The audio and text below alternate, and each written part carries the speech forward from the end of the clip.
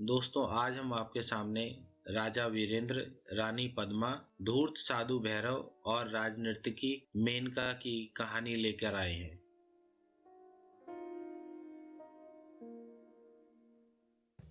ये कहानी राजमहल में पनपती हुई साजिशों के बारे में है। कहानी में आगे बढ़ने से पहले दोस्तों, आपसे अनुरोध है कि आप हमारे चैनल को सब्सक्राइब कर लें ताकि आगे भी हम इसी तरह की मनोरंजक कहानियां आपके सामने लाते रहें।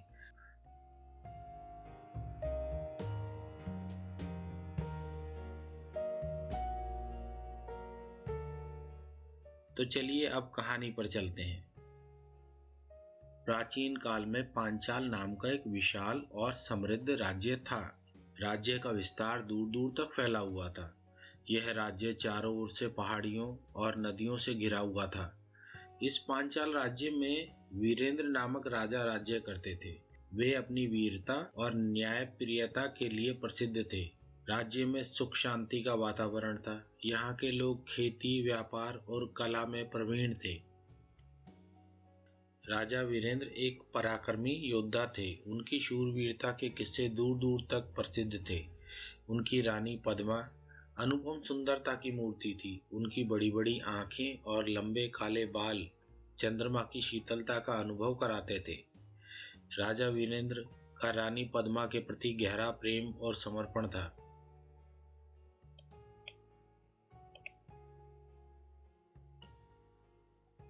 राजमहल स्वर्ण जड़ित स्तंभों और रत्न जड़ित झूमरों से सजा हुआ था। महल के बगीचे में तरह तरह के दुर्लभ फूल महक रहे थे। महल की शानो शौकत दूर दूर तक प्रसिद्ध थी। हॉल में बड़े बड़े चित्र लगे थे जो राजा वीरेंद्र के शौर्य और पराक्रम की गाथा बयां करते थे। रानी पद्मा की सुंदरता भी देखने लायक थी। राजा वीरेंद्र के साथ उनके गहन प्रेम और श्रद्धा का संगम दिखता था। लेकिन हर राजमहल में साजिशें पनपती हैं। इस महल में भी भैरव नामक एक रहस्यमयी साधु का आगमन हुआ। साधु भैरव एक प्रभावशाली व्यक्ति था जिसकी वाणी में ऐसा जादू था कि हर कोई उसकी बातों से मोहित हो जाता। साधु भैरव ने अपनी बुद्धिमानी और रहस्यमयी शक्तियों से महल के लोगों को प्रभावित कर दिया। राजा वीरेंद्र ने साधु से प्रभावित होकर उसे राजमहल में ठहरने की अनुमति दी और धीरे धीरे साधु महल के लोगों के बीच प्रसिद्ध हो गया। राजा वीरेंद्र साधु भैरव की बातों को ध्यान से सुनते और उसके विचारों से प्रभावित होने लगे। साधु भैरव राजा के प्रति वफादारी का प्रदर्शन करने लगा, जिससे वह राजा की नज़र में उनका विश्वास पात्र बन गया। परंतु वह साधु स्वभाव से एक चालाक और धूर्त व्यक्ति था। साधु की कुदृष्टि रानी पद्मा पर भी थी।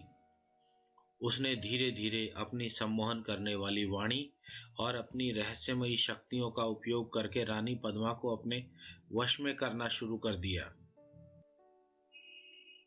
साधु हमेशा रानी पद्मा के महल के चक्कर लगाता रहता और अपनी बातों से रानी को प्रभावित करने का प्रयास करता। रानी पद्मा भी साधु भैरव की वाणी और व्यक्तित्व से प्रभावित होने लगी। वे अक्सर उससे मिलने लगी, उसके विचारों से आकर्षित होने लगी। धीरे धीरे भैरव ने रानी के दिल में अपनी जगह बना ली।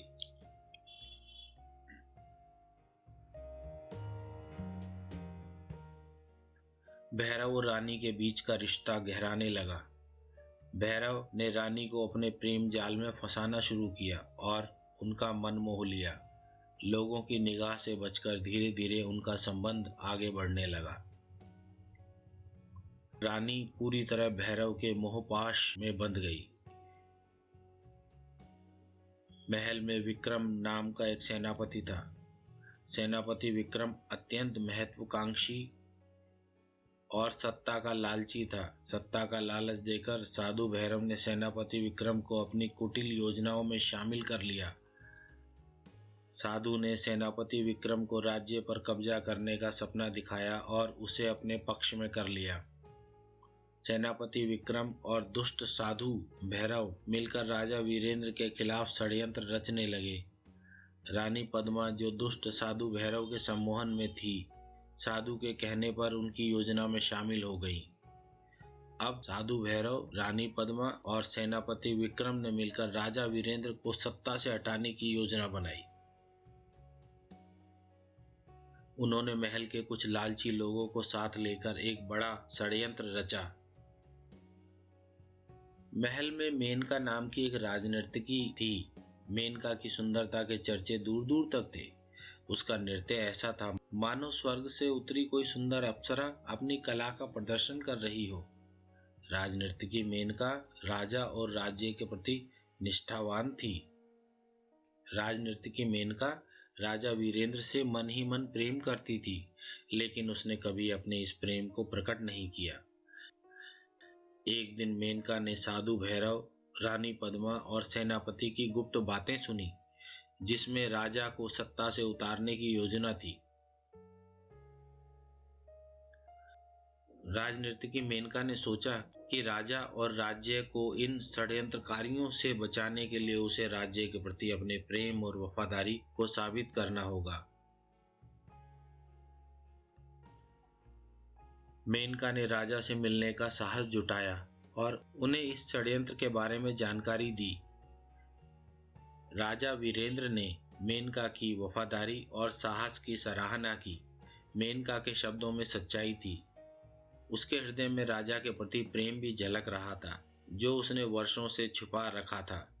राजा वीरेंद्र राज्य के प्रति उसकी वफादारी से प्रभावित हो गए। उन्होंने मेनका को वचन दिया कि जब कभी भी मेनका को उनकी मदद की आवश्यकता होगी, वह हमेशा उसके लिए तैयार रहेंगे।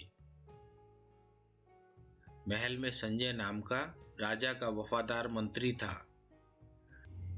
राजा और मंत्री संजय ने साधु की साजिश को समझा। संजय अत्यंत बुद्धिमान और दूरदर्शी था। मंत्री और राजा ने मिलकर साजिश को नाकाम करने की योजना बनाई। राजनर्तकी मेनका ने भी इस योजना में सक्रिय भूमिका निभाई। राजा वीरेंद्र ने अपनी चतुराई से षड्यंत्रकारियों को बेनकाब कर साजिश को नाकाम किया। उन्होंने अपने वफादार सैनिकों को साथ लेकर महल के अंदरूनी गुप्त मार्गों का उपयोग करते हुए साधु भैरव और गद्दार सेनापति विक्रम को बंदी बना लिया। इस कार्य में मेनका ने भी राजा और मंत्री का साथ दिया। भैरव के सम्मोहन से मुक्त होते ही रानी पद्मा को अपनी गलती का एहसास हुआ। रानी पद्मा ने महाराज से अपनी गलती की क्षमा मांगी। राजा वीरेंद्र ने उन्हें क्षमा कर अपने हृदय से लगा लिया। दूसरी ओर मेनका का प्रेम निष्ठा राजा के लिए एक प्रकाश स्तंभ बन गई। राजा ने मेनका को सम्मान देते हुए उसे महल में विशेष सलाहकार नियुक्त किया। राजा ने मेनका के प्रेम को समझा, लेकिन राजा अपनी रानी के प्रति पूर्ण निष्ठावान था। उन्होंने मेनका के प्रेम का सीधे तौर पर उत्तर नहीं दिया, किंतु मेनका के प्रति अपना आदर और स्नेह स्पष्ट किया। कपटी साधु भैरव को कारागार में डाल दिया गया और विक्रम को राजद्रोह के अपराध में दंडित किया गया। राजा वीरेंद्र ने रानी पद्मा और राजनर्तकी मेनका के साथ मिलकर अपने राज्य को फिर से समृद्ध किया। मेनका ने अपने प्रेम को अपनी निष्ठा और सेवा के रूप में व्यक्त किया और उसका नाम राज्य के सबसे निष्ठावान व्यक्तियों में लिया जाने लगा।